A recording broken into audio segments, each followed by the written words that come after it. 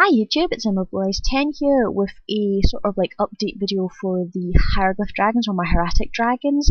I'm doing this over Dual Network since I have full access to all the cards via Dual Network, whereas my real life deck doesn't have access to those cards yet. I still need just maybe 5-6 cards at the moment.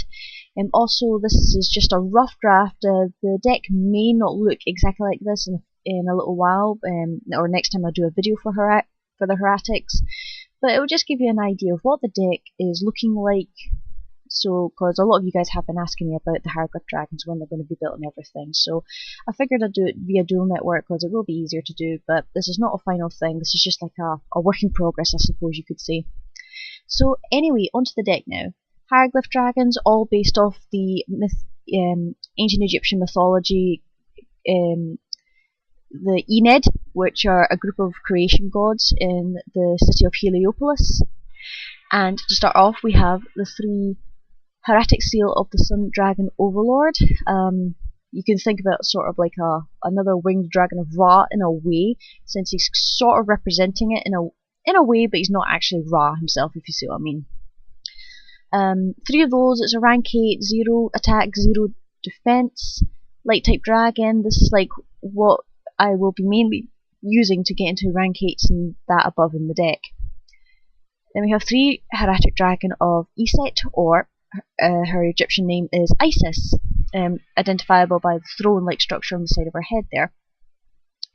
You can normal summon this card without tributing, but its original attack becomes 1000. Once per turn, you can target a face-up normal dragon monster. On the field, the levels of all face-up Hieratic monsters currently become the same level until the end phase, and when this card is tributed, special summon 1 dragon type normal monster from the hand, deck, or graveyard and make its attack and defense 0. Now, most of the Hieratic Dragons focus on when they get tributed, they can summon a normal dragon type monster from the hand, deck, or graveyard, and its attack and defense becomes 0, and that's how you exceed with them. That's what most of these do. If they do a different effect, then I will mention that. And here is 3 Hieratic Dragon of Geb, who was the god of the earth. When this card destroys an opponent's monster by battle and sends it to the graveyard, special summon a dragon type normal monster from the hand, deck, or graveyard, and its attack and defense becomes 0. And then again, when it's tributed, you can special summon a normal dragon from the hand, deck, or graveyard. Alright, 1 Hieratic normal monster, sorry. So basically, only target is literally just the Sun Dragon Overlord, but that's perfectly fine because, as I said, this would be the main card I'd be trying to get out just to exceed with it, to be honest. Then we have 3 Hieratic Dragon of Nut, who is the goddess of the sky. Once per turn during either player's turn, when this card is face up on the field and targeted by a spell, trap, or card effect, I can special summon 1 dragon type normal monster from the hand, deck, or graveyard, making its attack and defense 0. That's pretty cool. So if it gets targeted, say by, just for an example, like Forbidden Lance or a Bottomless Trap Hole or something, then I can activate its ability to special summon, say, the Hieratic Seal or any other normal dragons I have in my hand, deck, or graveyard. Then we have 3 Hieratic Dragon of Tefnu, who was the goddess of moisture. She's basically a cyber dragon in hieratic form.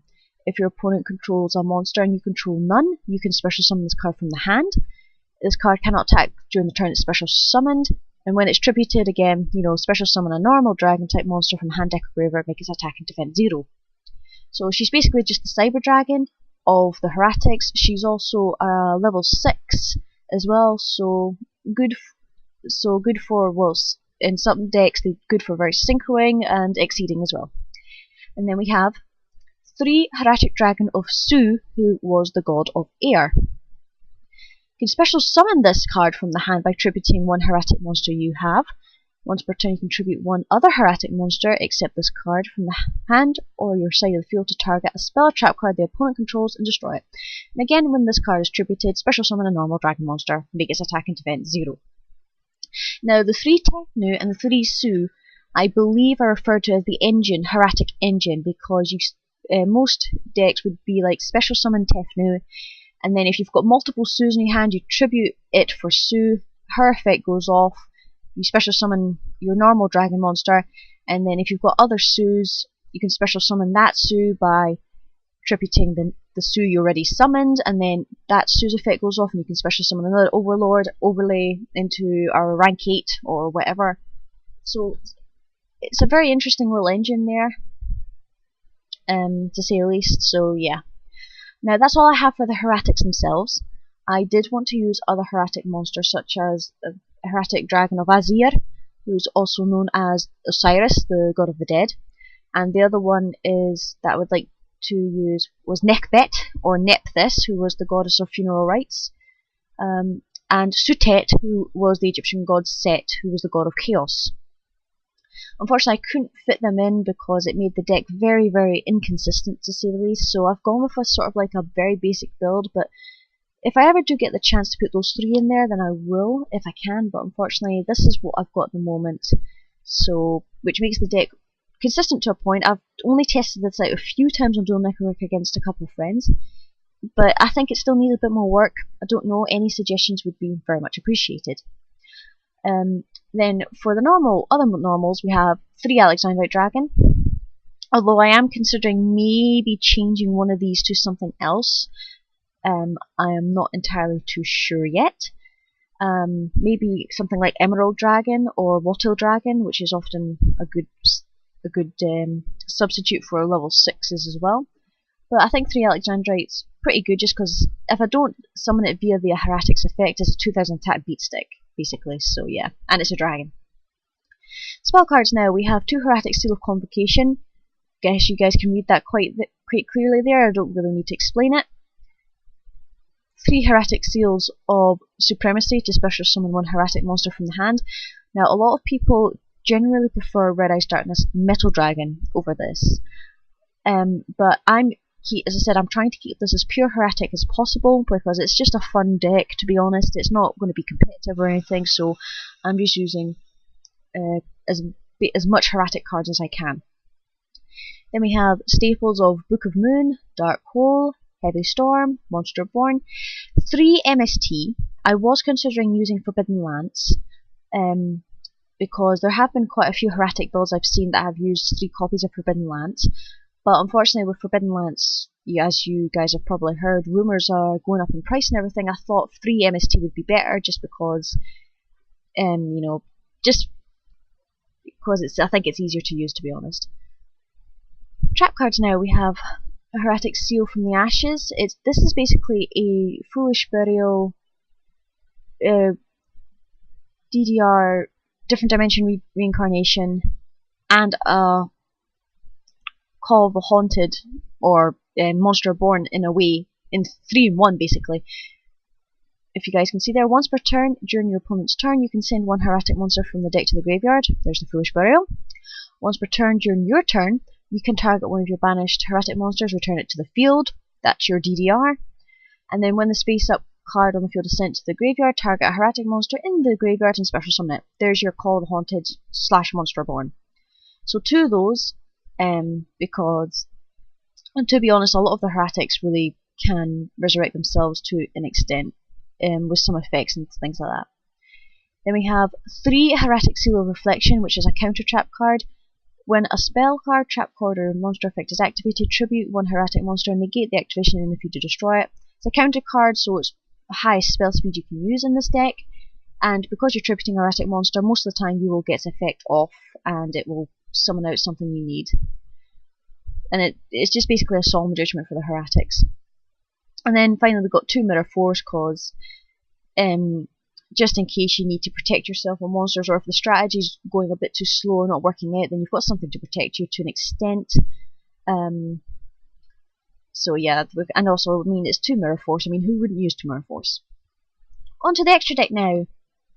1 Queen Dragoon Djinn, 2 level 4 monsters. Dragon type monsters you control can't be destroyed by battle, so to an extent it will protect most of the Hieratics if you need to keep them out on the field, from battle at least. Once per turn you can detach 1 XYZ material to special summon a level 5 or higher dragon type monster in the graveyard. It can't attack this turn, its effect's negated. So if I need to, say, resurrect any of the normal monsters like the Hieratic Seal, I can do that. Or if I need to target any of the big Hieratics that I need, I can do that. And since their effects activate when they're tributed, which means they're no longer, well, I could be wrong about this, I'll need to double check the ruling on this, but I believe you can use their effects once they're tributed, which means they're in the graveyard, so that effect would get around Green Dragoon Jin, I believe, but I'll need to double check that, so if anybody does know the ruling for that, please post in the comments down below. One Hieratic Dragon King of Atum. Now, Atum was actually, besides Ra himself, was the high creation god in Heliopolis. Just basically looking like a normal pharaoh, which is why he looks like he's got a sort of like pharaoh-like crown, to be honest. So rank 6, 2 level 6 dragon type monsters. Once per turn you can detach one XYZ material from this card, special summon one dragon type monster from the deck, and make its attack and defense 0. This card cannot attack the turn you activate this effect. So, good for summoning out anything you need in the deck if you're able to get into its rank 6, and the only ways I've got that really are just Tefnu and Su, which is why I'm only using one Atum, because I think one's more than adequate, to be honest. And then we have 2 Hieratic Sun Dragon Overlord of Heliopolis, in its full form from the sealed form. 2 level 8 monsters. Once per turn you can detach one XYZ material from this card, tribute any number of monsters from your hand and or your side of the field, minimum 1, and then destroy an equal number of cards. Very good for clearing the field at the last second if you want to make really big plays. This is probably what's going to get into it the most. I might actually decide to put a third one in, I'm not entirely sure. As I said, this deck is still a very rough draft, I'm still perfecting it. But that's basically the main aim of the deck, is to get this big bad dragon out. Because once this is out, and you can control the field to an extent with this card. But there's so many plays, so many combos you can do with the Hieratics, it's quite incredible. It just takes time and practice to get used to their effects and everything, so yeah. Anyway guys, I really do hope you enjoyed that. As I said, this is just a rough version of what the deck will look like. It will probably be different when it is completed. It's only 5-6 cards away from being completed. So until then, I hope you guys enjoyed, and as I keep saying, once I get Blue Eyes Dragons sorted finally, I will get that video up soon. But until then, I really hope you enjoyed this video, and we'll see you guys in the next one. Bye!